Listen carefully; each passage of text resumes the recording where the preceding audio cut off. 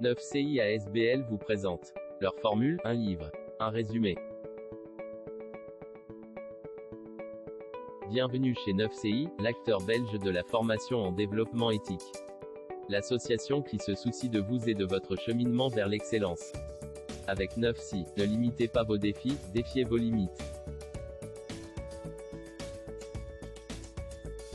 9CI, un livre, un résumé, animation inspirée du livre de Stephen Covey, Les 7 habitudes de ceux qui réalisent tout ce qu'ils entreprennent. 9CIASBL vous présente le parcours de vie de frères jumeaux. Quand ils étaient petits, ils se ressemblaient en tout point. Aujourd'hui, dans leur vie quasi tout les sépare. Découvrons ensemble les raisons qui les ont tant éloignés l'un de l'autre. La vie de Luigi n'a pas tourné comme il l'aurait souhaité. Comme beaucoup de monde, il a perdu son travail lors de la dernière crise. Ensuite, personne ne lui a proposé le travail qu'il recherchait, à cause de son âge et de son expérience. Luigi a fini par accepter un boulot qu'il n'aime pas, pour un salaire bien inférieur à ce qu'il gagnait avant la crise.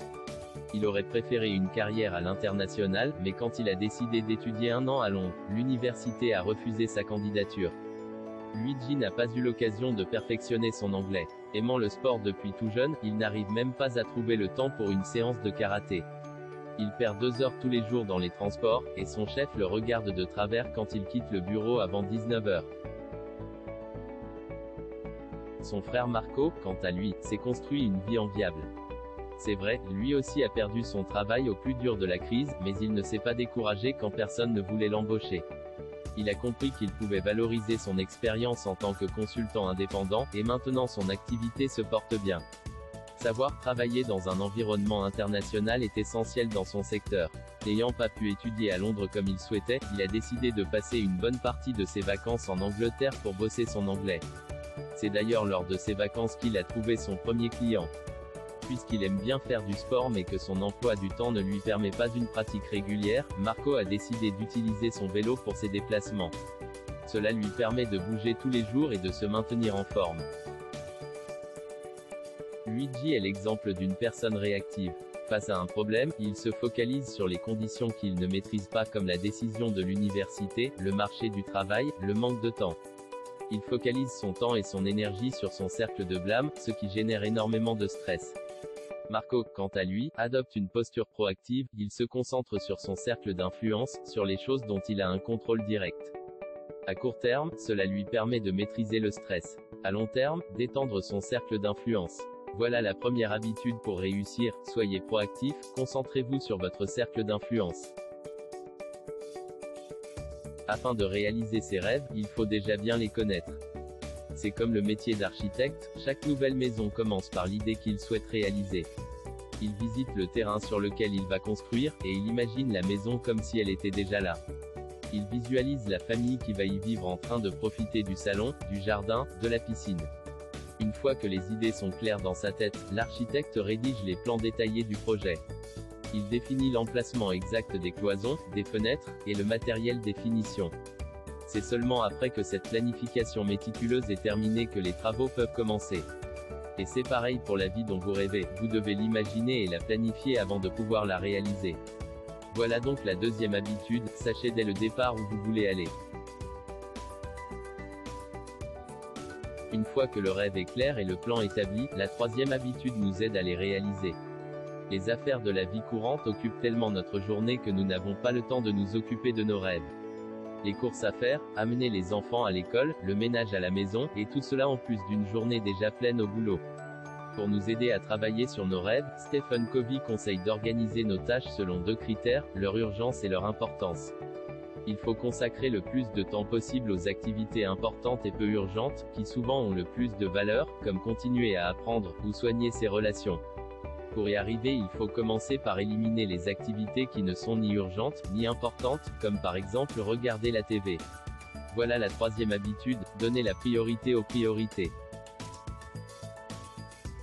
Ces 3 premières habitudes vont vous permettre d'atteindre votre indépendance.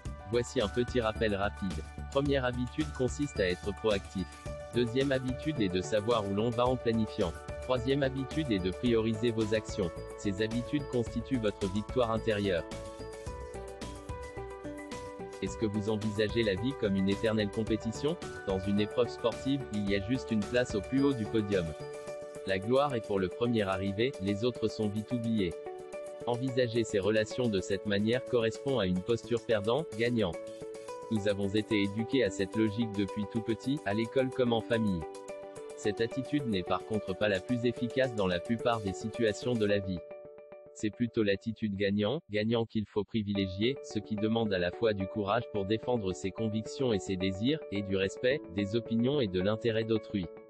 Les relations qui se construisent sur une posture de gagnant nécessitent du temps au début, mais elles permettent d'atteindre des meilleurs résultats à terme. La quatrième habitude consiste à penser gagnant. Imaginez d'avoir des problèmes de vue et d'aller chez un ophtalmo. Avant même de vous examiner, il vous dit, tenez, je vous donne ma paire de lunettes. Je les utilise depuis 5 ans, et elles m'ont bien rendu service. Vous en serez très satisfait. Quelle confiance faites-vous à cet ophtalmo? Quelle est la probabilité que ces lunettes vont dégrader votre vision, plutôt que l'améliorer? Cet exemple s'applique parfaitement à nos relations.